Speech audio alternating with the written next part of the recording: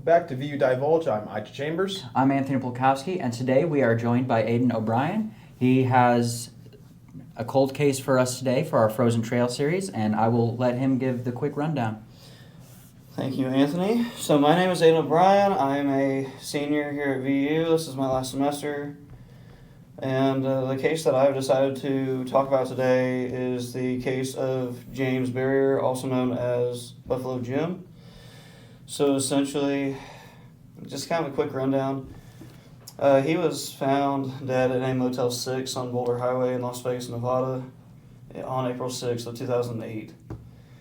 And essentially, at about 12:30 in the afternoon, a housekeeper, maid, whatever you like to call him, comes to knock on the door, see if this person who's rented the room is still there, so she can come in, clean it. That's about 11:30 a.m. Notices that there's a gentleman inside asleep, so of course she doesn't do anything. She comes back later at about 12:30. The man is still asleep, or so she thinks. So then again she leaves, doesn't do anything.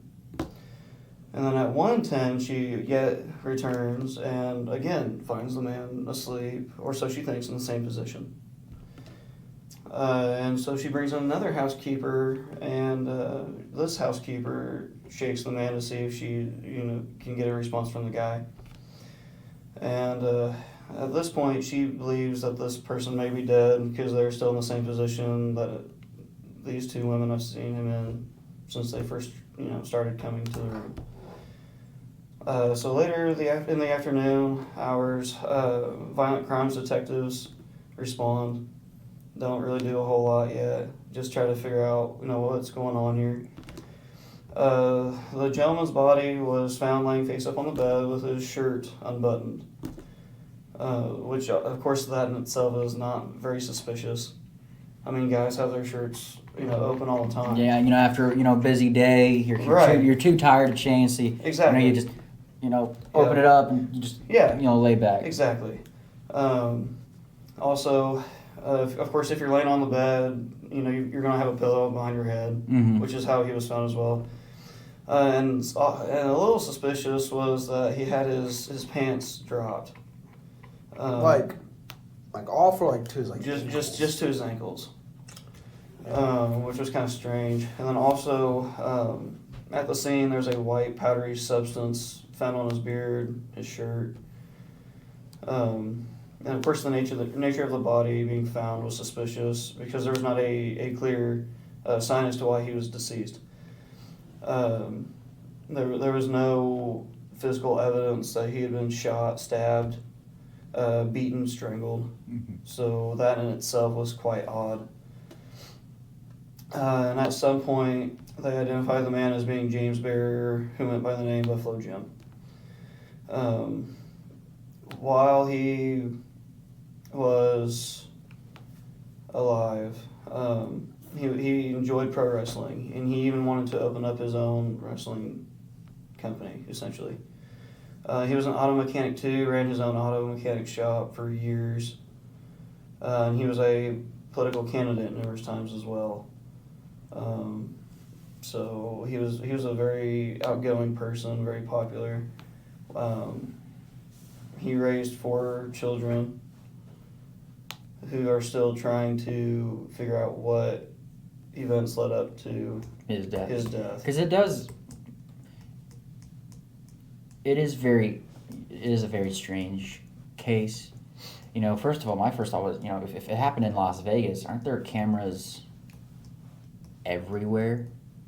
I mean, I one time went to Vegas for a Taekwondo tournament, and there were cameras everywhere. I mean, mainly in the casino, but even in the halls for all the hotels, there were cameras. So you would think that somewhere someone would have seen something. But then again, at the same time, with the amount of foot traffic that goes through Las Vegas, it's very hard to be. It's very difficult.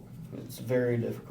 What do you mean, did I notice anything strange? One, it's Las Vegas. Everybody's dressed to party. Right. And two, it's how am I supposed to keep track of one person when in just 10 minutes of video footage, you probably see about 10,000 people. Right. So how do I find one person in a a sea of people, essentially? And plus, absolutely. it's very dark because casinos, casino lighting, Absolutely. and everyone's dressed weird, and there's not really. It's be a bit difficult keeping track of one person. Right. So I think, the saying, "Well, did you see anything strange?" Well, I was in Las Vegas. What is there to? Right. There's all sorts of strange things here. So one Right. thing isn't really going to stick out to you all that No. much. You're going to look at it and you're going to go, "Oh, that's just Vegas." Right. But the main thing is the white powdery substance found on his beard and shirt. So, do you think was he known to have a drug problem or? In his early years, he had a cocaine problem, but he overcame it and was proud of the fact that he had beaten it. And the two daughters that are interviewed, Jennifer and Jerica, both state that in their years of knowing their father, he had never once did any drugs, never really drank, never was much of a partier. So where this substance came from, they have no idea. And one of the things that really kind of confused them was that besides it being on his body, there was none of this substance anywhere else in the room. So that in itself was because if odd. you did it on a line of cocaine or smashed pills on the table, Mm-hmm. there's still going to be some residue left There on the table or wherever it or wherever happened. they did it. So maybe if he did it right out of those little bags you get, then he would have had the bag in his hand. I have a question. So, like I said, you found that his pants down to his ankles. Mm-hmm. I think y'all kind of get that is something was probably going on. So, I mean, it's a motel. Yeah. There's cameras. Was there anyone else that was with him? So he's at this crime scene where they find Mr. Barrier's body. A female officer calls Jerica, who was about 15 or so at the time. That's his daughter? Mm-hmm. And essentially said that she needed an adult to answer the phone. So, with Jerica not being an adult at this time, she runs to her older sister, Elise, who was about 20. They come, identify the body, because that's what the officer said needed to be done. And as they're arriving, an officer meets them. They come and identify the body. While they're there, they're not given any information or details about how their dad was found or what possibly happened to him. The police handed them an envelope which contained his car keys to a Rolls Royce that was essentially his prized possession, his wallet, his cell phone, and a receipt to the motel. And essentially out of curiosity, Jerica decided to open up the cell phone logs and to see, if her dad had made any possible, phone calls that night or if someone called him. And there was a voicemail, and essentially it was a concerning voicemail from this lady named Lisa. Saying, I hope, everything's okay. This is Lisa, are you okay? Something to that effect. So after listening to this voicemail, Jerica actually calls that number. And of course, if someone's called you, they've got to know you. Surely. Usually, yeah. Yeah. I mean, not as telemarketers and Well, but generally, if you've known someone, and they call you, you would know. Oh, it's that. yeah, and their phones and their numbers in the log. And, Right. So Jericho calls this number, and the woman picks up. She asks, are you Lisa? There's no response. So she then asks, do you know Buffalo Jim? And the lady on the other end says, I don't know Buffalo Jim. And then hangs up the phone.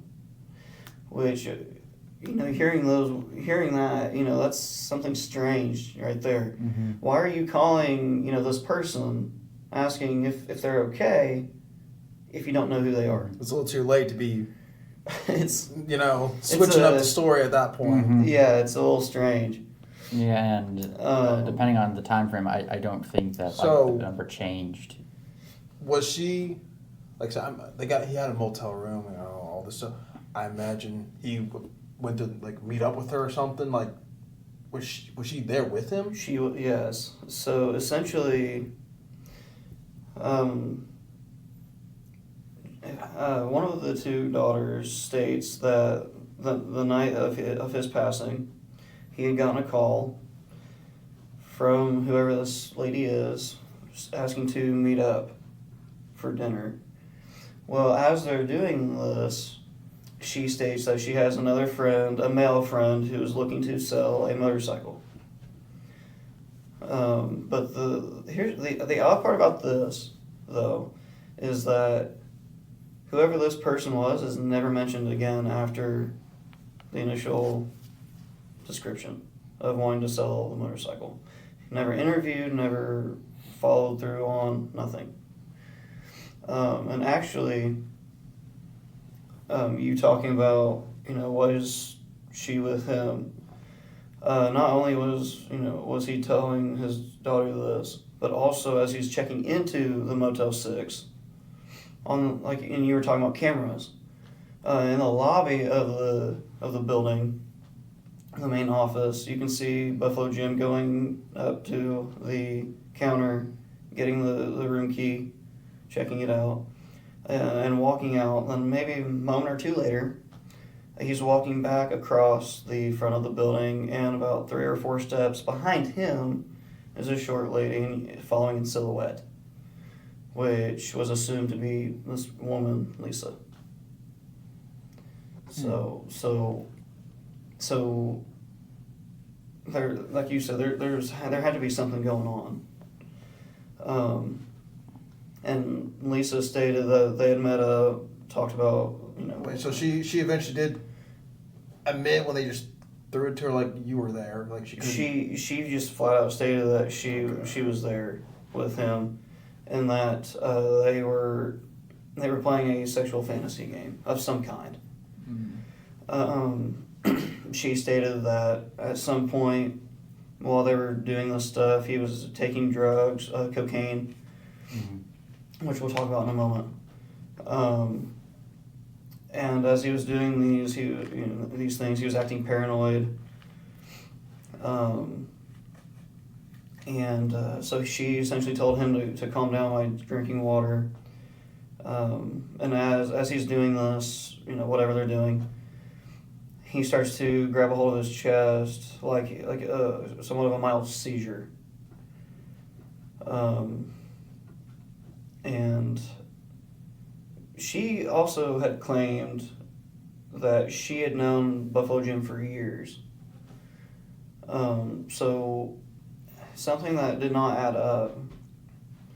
If you've known someone for years, and they've got some type of medical history, Buffalo Jim had disease with his heart, and it was pretty significant. So if this lady had known he had this disease for years, and all of a sudden he was having a mild seizure, what she should have done was called 911. Wait, she just left him there? But she just left him. She left the motel room and took a taxi cab back to wherever her car was located. That's not weird. I mean, yeah, that's kind of suspicious, but I can see why that is also that doesn't prove that she was involved in the killing. Because you can visit somebody, right? Leave their house that day, and then later that day have a heart attack. That doesn't mean you murdered them. I mean, there's more to it. Later, it was found out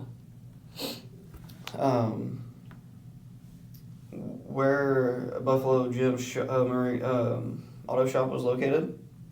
Right and directly next to it was a gentleman's club called the Crazy Horse 2. And it's no longer in service. It's been closed for quite a while. Probably keep them there. I want to say early 2006 was when it closed, or it finally closed. But this lady had been a stripper there for years. And the owner of the Crazy Horse, Rick Rizzolo, was for lack of a better word,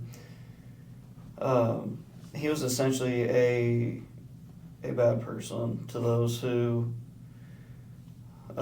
despised him. And what I mean is, he was wanting to expand the club, and Buffalo Jim's shop was preventing him from doing so.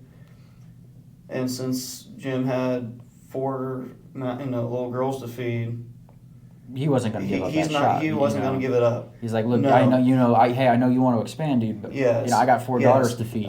So essentially, what ended up happening was a feud started between Buffalo Jim and Rizzolo. And he would start to receive death threats, whether it was phone calls, letters. At one point, vandalism started to occur at his shop. Buffalo Jim actually would fix a lot of cars and things like that, especially for celebrities. Mm-hmm. And celebrities from all over the country would come and bring their stuff for him to fix. So he would work on these cars, go home at night, come back in the morning, cars would be vandalized, glass broken, tires slashed, all sorts of stuff. And so people started, or at least his family started to think, okay, well, what if Rizzolo, is responsible for this somehow? Maybe because when you say that, to me it's, Jim had his shop, right? Rizzolo was right next door. Yeah. Since Lisa worked for Rizzolo, and they're right next door, so that Jim probably knew Lisa. They're right next to each other. And I think if you know the CEO, you might know a few of the employees. So maybe. Well, and it was also thought that since it's in a Las Vegas town. I mean, it's the mafia is all over the place there, and essentially, the Crazy Horse 2 was, I guess you can say, a hot spot, or becoming a hot spot for a lot of violence. And Buffalo Jim was actually, during the entire feud with Rizzolo, reporting things, writing things down, bringing hundreds upon hundreds of documents to the FBI, letting them know this is what's going on, and it was extremely helpful to them. I got a question. Go for it. My mind keeps just revolving around like the motel. Like she just left him. Was there any more like information found on about the hotel? Like anything else discovered through it? Well, there is actually. I don't know anything else about like cameras wise, but at the scene, besides the powder, we're talking about this feud going on. Mm-hmm. And I will get to this in just a moment, but at one point Rizzolo is put in jail for tax evasion and a couple other things for a couple of years. He actually is released about 10 months early due to good behavior. Well, the day that he is released is the very day before Buffalo Jim is found dead. And then, of course, the very next day, April 5th, Buffalo Jim is found dead. So there's a lot of speculation as to whether or not Rizlo was involved, or maybe had hired someone to get a hold of Buffalo Jim.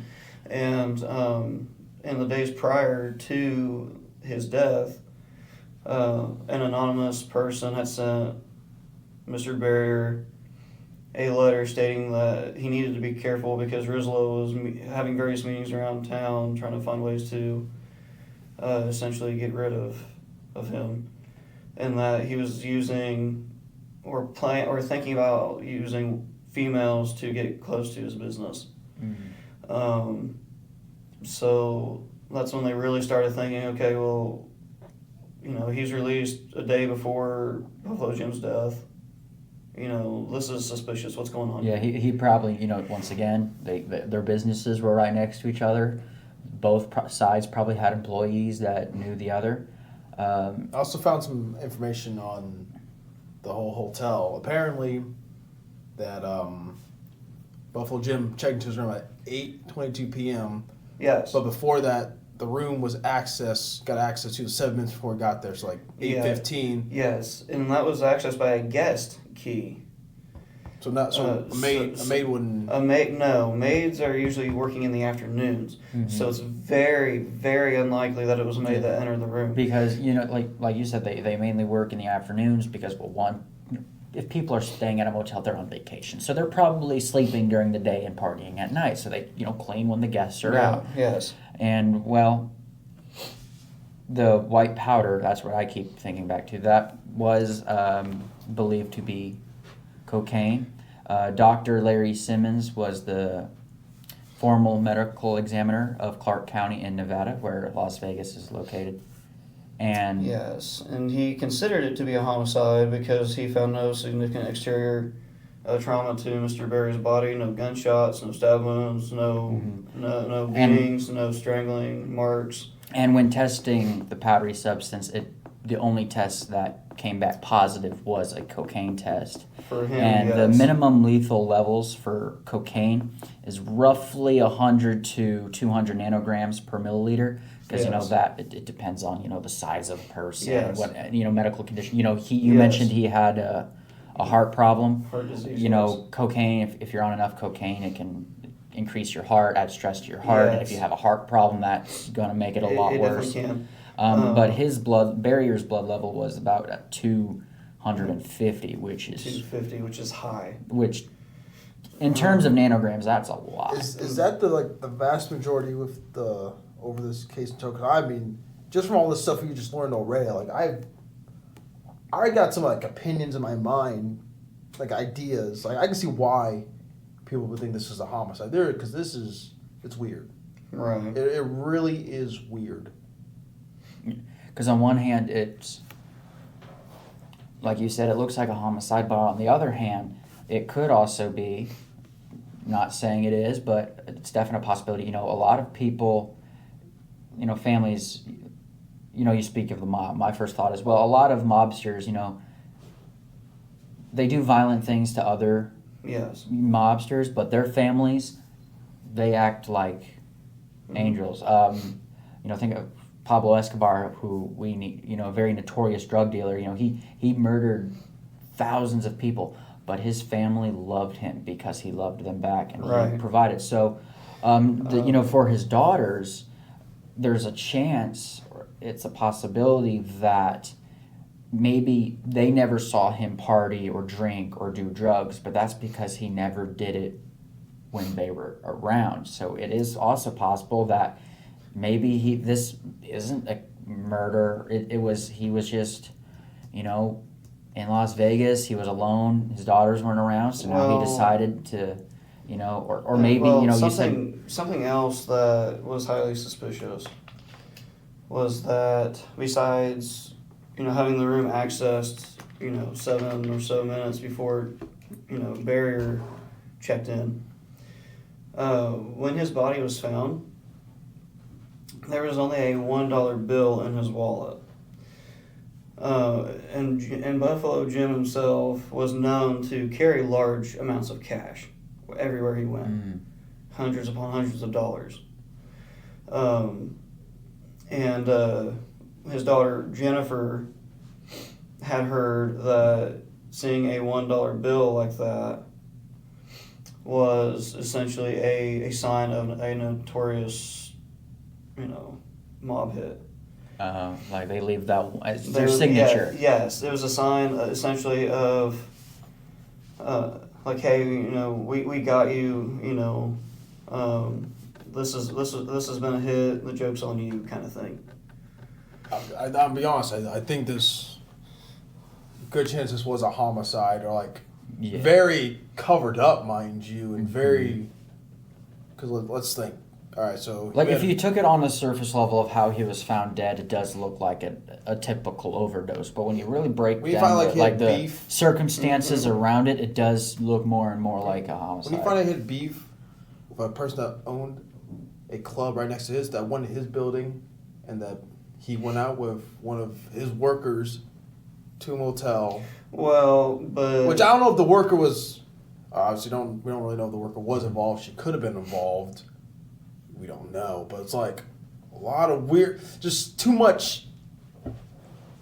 And the guest that has, what was it? What did you say? 7 minutes before? About 7 minutes before, yeah. You would think with giving somebody a guest key, there's a log of who got that key. Who did you hand it to?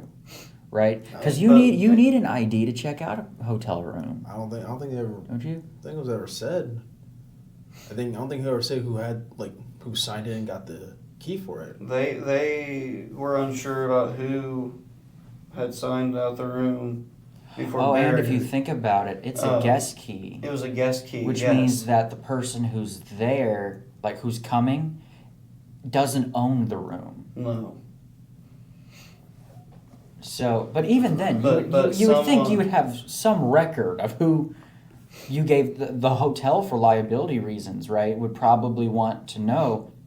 Right, because if I have a key and I say, hey, give my friend Aiden a guest key when he shows up, but they give it to the wrong person and something goes missing, I can tell them they gave it the wrong key and they need to reimburse me. So you would think that the hotel or motel would want to keep a record of who they were handing these keys out to. Well, and the fact that the room was accessed 7 minutes before barrier led to speculation that someone was actually waiting in that room for him to come in. Whether it was Rick Rizlo, whether it was someone else that Rizlo, said, hey, I need you to do this. And maybe it was someone that this lady, Lisa, had, hit and said, hey, we're checking into this room. Can you get there before us? Maybe have someone if they knew he had a cocaine problem in the past, maybe they could have said, break into this room and then at gunpoint said, hey, you're gonna, you just never know. You're gonna take all this cocaine. Well, and that's one of the things that they're not sure about, whether he willingly ingested this amount of cocaine or whether he was forced to. They don't know. Because that's what a lot of mobs hits do. They try to make it look like the person did it to themselves. Then you can stage it. You can stage it however you want after that. I mean, it's just when she said that he started having, I think it's the woman that really does it in for me. Because he started having heart, chest problems, and then she just left. Right. Yeah. Even though she stated she had known Mr. Barrier for years. Yeah. So if you've known him for years, and he's got this heart disease, why would you just leave him? Known him for years, or if you hang out with him in normal business, if you have. This is a smaller example, but if you have a friend with a peanut allergy, well, that, hey, we got to be a bit more careful with, peanuts and stuff around him. And, you'll probably tell them, like my first roommate here in college, he had a peanut allergy. So one of my questions was, hey, man, me and you are going to be spending a lot of, time together. What's the sign of your allergies kicking in? Because I had one friend who, his eyes just got, really, really, blood red when he did it. But that was it. He was fine. But hey, what are some signs of, in the event that you come into contact with, or have a reaction, what are the signs that I need to look for so I know, like, oh, this is what's going on. And so, you know, if one of my friends had a heart problem, I would want to know, hey, man, you know, what are some signs that your condition's acting up so I know what's a sign to... But even then, when his daughter called her, she act like she did not know him. So she knew something was up. She knew something happened. If she tried to start trying to act like, I don't know who that is. Well, but that's strange. Well, and if you're like you just said, you know, if you actually leave a voicemail on this person's phone, you've got to know him. You're not just going to randomly know who this person is by calling. Right, like if it's sorry, wrong number, or hang up. But if you leave a message that says, hey, man, are you okay? That kind of hints that you know this person. Yeah. So... and then to turn around and say, "Oh, I don't know this person." Yeah, it's like then why? That's weird. Trying to cover something up. Then. Yeah, then why? Trying to deny. Just try to say you weren't there. I have no clue who they are. No, easily you can say he did cocaine, like she said, and he died. Either way, I think she knew he died. Either way, but she didn't do anything about it. Either she was helping with a possible homicide, or he did it to himself. Either way, she knew that he died. She knew. Because, like I said, hey, are you doing a little cover up? Are you fine? Whatever. Someone calls you. Well, that's a good thought. I don't know. She called to make it sound like she was concerned, when in reality she already knew what happened. Yeah. Are you fine? Then someone calls you, like, you know, I'm like, I don't know that person at all. Well, at that point, they could have been like, well, why are you acting strange? Well, and I do believe that he was already dead by the time that she called him, because it was about probably 9 or 9:30 when she called him.